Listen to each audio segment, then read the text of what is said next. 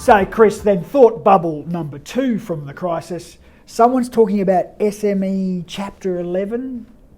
What does that mean? Yeah, debtor in possession type behaviour. Yeah, look, what's interesting, my limited knowledge of the US bankruptcy code is very director friendly.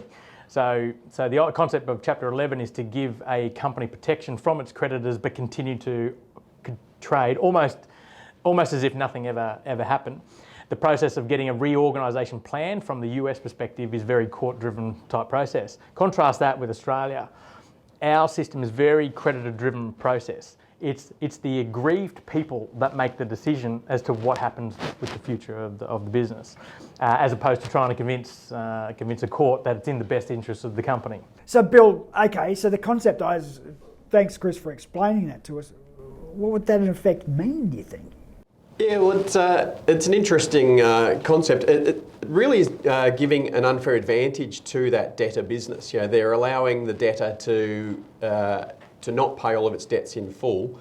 And we do have regimes that already do that, like the voluntary administration regime, but the creditors get to vote and decide whether it's in their best interest or not. But this type of Chapter 11 process potentially puts more control in the hands of the debtor itself, and gives that company a leg up. Everyone else is paying their debts in full, but that company is getting that advantage over its competitors.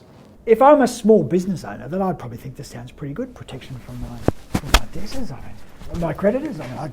Wow, I've got a Chapter 11 security shield. How far does that actually go? Well, at this stage, it is a government thought bubble, so who knows what the rules and how it's going to work might be. And that's certainly a concern, is coming up with a whole new insolvency regime mid-recession, mid-pandemic is fraught with danger. Those types of things, when new laws have been introduced, hasn't happened particularly efficiently in the past. So, yes, it's protection for that company director, but it also is a risk if it's his customers that are entering into it. So it's a double-edged sword. That's the point, isn't it? I mean, hard enough to get credit as a small business owner. Try and get a home loan as a small business owner.